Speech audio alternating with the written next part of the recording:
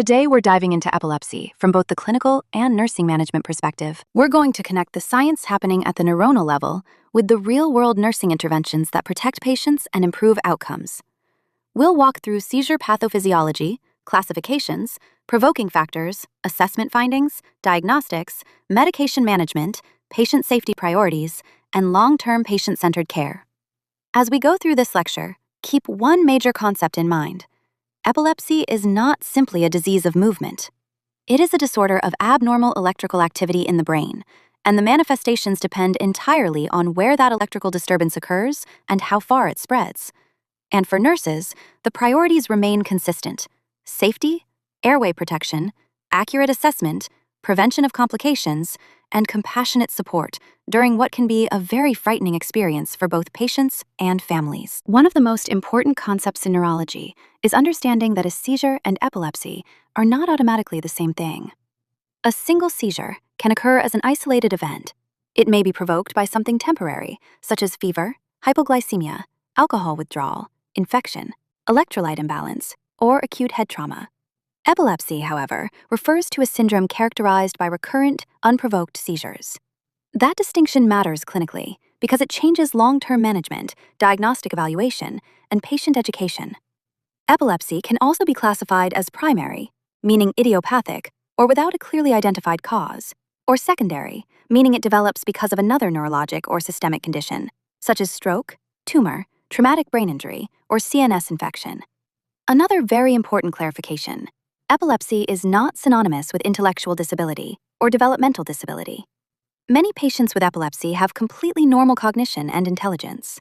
Historically, epilepsy carried significant social stigma, and unfortunately, some of those misconceptions still exist today.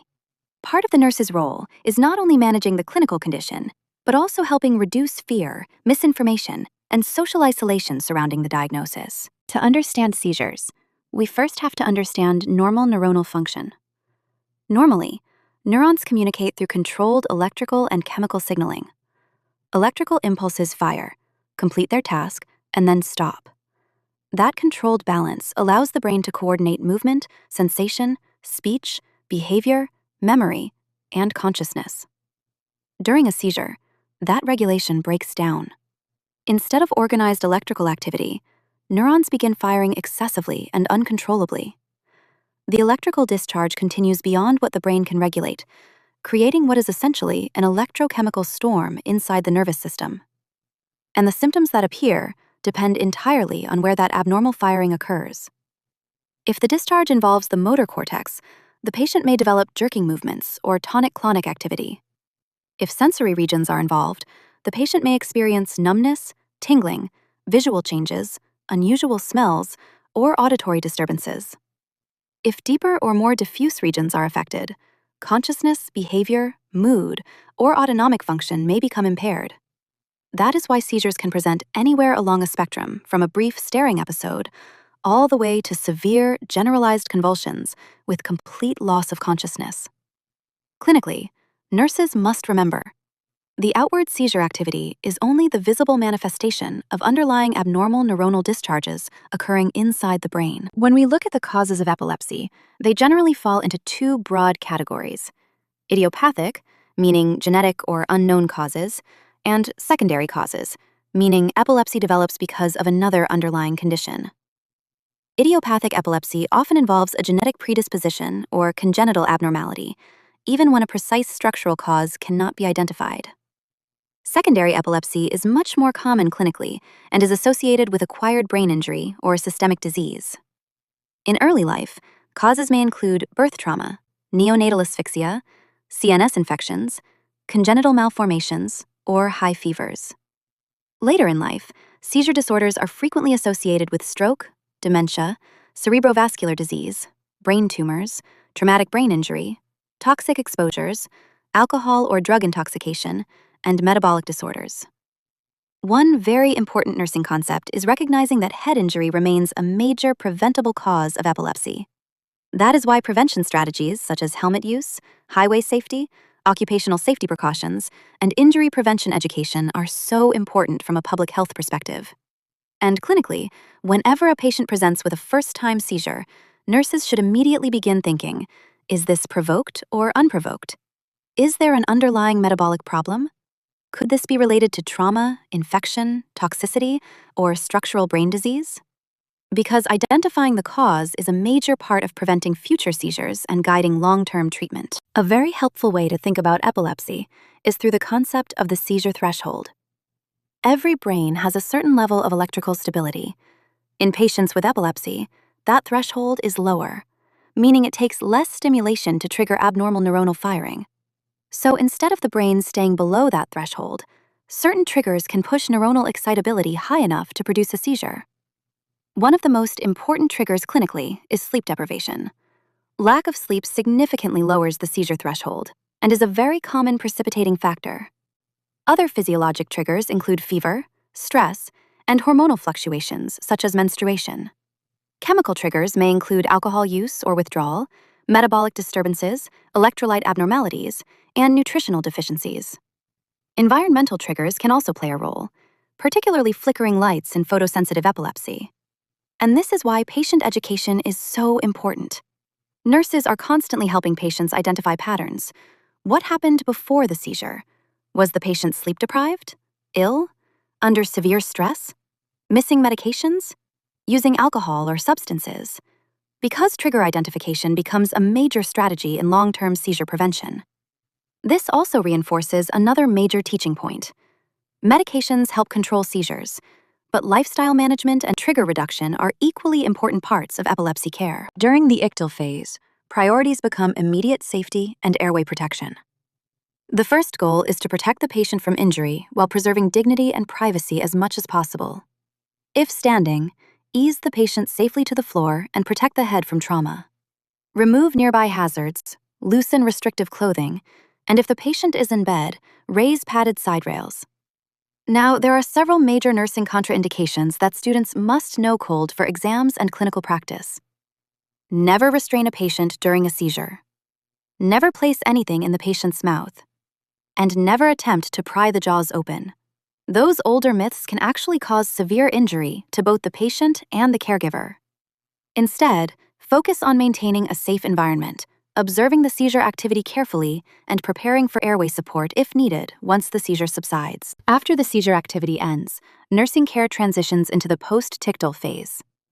Patients are often confused, exhausted, somnolent, or temporarily disoriented, so airway protection and reassurance remain priorities. Maintain the patient in a side-lying position to help secretion strain and reduce aspiration risk. Suctioning may still be necessary if excessive saliva or impaired airway clearance is present. This is also the phase where nurses continue monitoring neurologic recovery, level of consciousness, injuries, oxygenation, and behavior changes. Some patients may wander, become agitated, or have temporary memory gaps, so calm redirection and reassurance are important. A critical concept tied to epilepsy management is SUDEP, or Sudden Unexpected Death in Epilepsy. SUDEP refers to an unexpected, non-traumatic death in a patient with epilepsy where no clear anatomic or toxicologic cause is identified.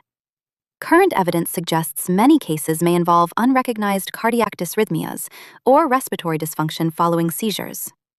The highest risk is seen in patients with poorly controlled generalized seizures, especially refractory epilepsy. This is one reason why medication adherence, trigger reduction, follow-up care, and seizure control are so critically important. Anticonvulsant therapy is designed to control seizures, reduce recurrence, and minimize complications.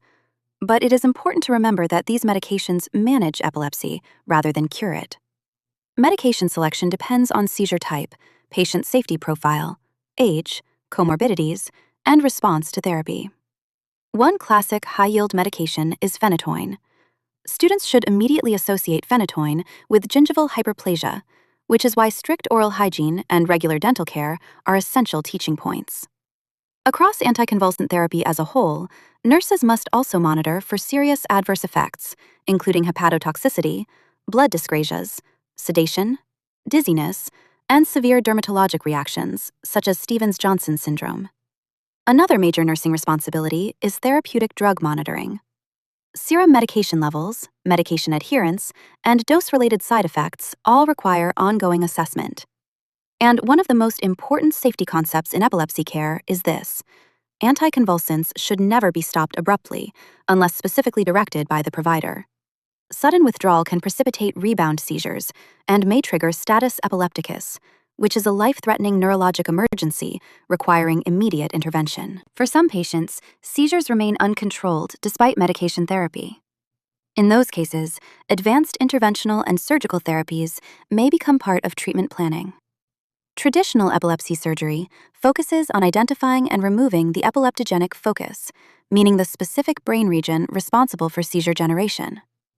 Newer minimally invasive approaches, such as LITT, or laser interstitial thermal therapy, use MRI-guided laser ablation to target abnormal tissue with less surgical trauma. Another important advancement is responsive neurostimulation, or RNS.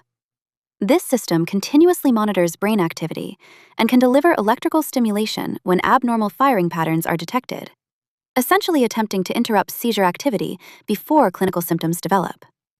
Vagus nerve stimulation, or VNS, works differently. A stimulator is implanted in the chest and connected to the vagus nerve to help reduce neuronal excitability and seizure frequency. Some patients can activate the device with a magnet during an aura in an attempt to lessen seizure severity. Nurses should also recognize common VNS complications, including hoarseness, throat discomfort, infection, arrhythmias, and laryngeal spasm.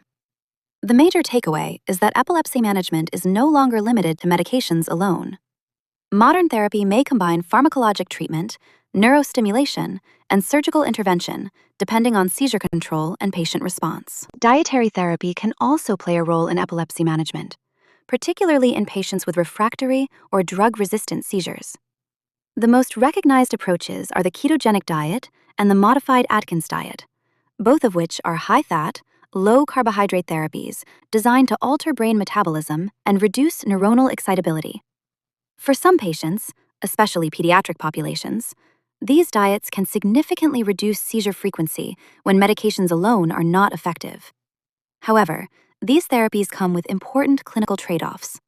While seizure control may improve, patients can also develop complications, including hyperlipidemia, malnutrition, weight loss, dehydration, kidney stones, and even long-term bone loss or osteoporosis.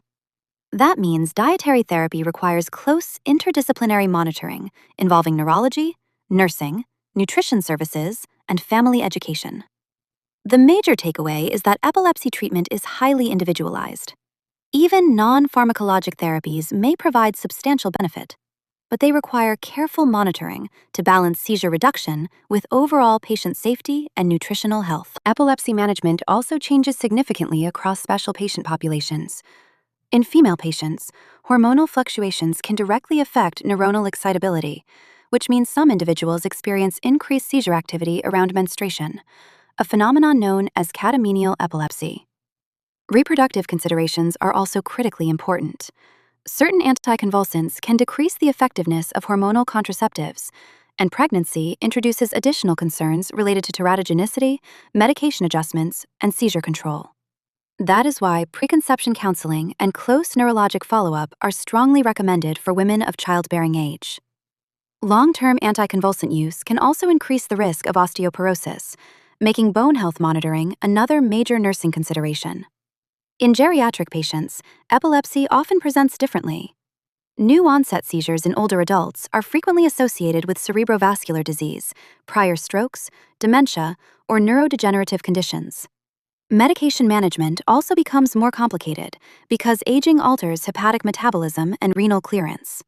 Combined with polypharmacy, this dramatically increases the risk of medication toxicity, sedation, falls, and adverse drug interactions. The major takeaway is that epilepsy care must always be individualized. Age, hormonal status, organ function, comorbidities, and lifestyle factors all influence both seizure risk and treatment planning. Epilepsy affects far more than just neuronal activity. It can significantly impact a patient's emotional health, relationships, education, employment, and overall quality of life.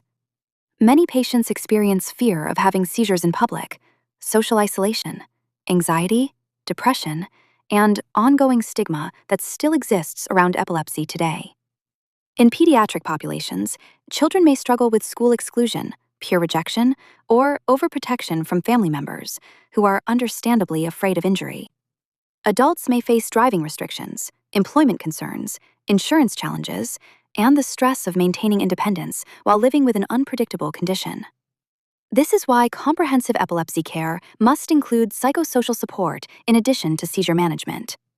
Specialized epilepsy centers, support groups, counseling services, and transitional care programs can help patients and families develop healthier coping strategies and improve long-term adaptation. One of the most important nursing roles is advocacy, helping patients feel informed, supported, respected, and safe, rather than defined by their diagnosis. Let's close with the major clinical takeaways for epilepsy care. First, safety always comes first during a seizure. Protect the patient from injury, ease them to the floor if needed, and protect the head. Second, never place anything in the patient's mouth and never attempt to pry the jaws open. Third, airway protection matters. The side-lying position is one of the most important interventions for preventing aspiration during the post-ictal phase. Fourth, abrupt withdrawal of anticonvulsants is dangerous and can precipitate status epilepticus. Fifth, medications help control seizures, but they do not cure epilepsy. And remember the classic association between phenytoin and gingival hyperplasia, making oral hygiene an important teaching point. And finally, seizure thresholds matter. Sleep deprivation, stress, illness, alcohol use, and metabolic disturbances can all increase seizure risk. Overall, successful epilepsy management requires a combination of medication adherence, trigger reduction, patient education, psychosocial support, and strong interdisciplinary care. Here are the major epilepsy nursing points to remember quickly. During an active seizure, prioritize safety first. Protect the head, ease the patient to the floor if needed, and place them in a side-lying position to protect the airway. Never restrain the patient, and never place anything in the mouth. Long-term management focuses on strict medication adherence, monitoring for anticonvulsant toxicities, and identifying common seizure triggers like sleep deprivation, stress, and flashing lights. Special populations require extra attention, including women with hormonal influences, older adults at high risk for medication toxicity, and refractory patients who may require ketogenic diets, VNS therapy, or surgical interventions.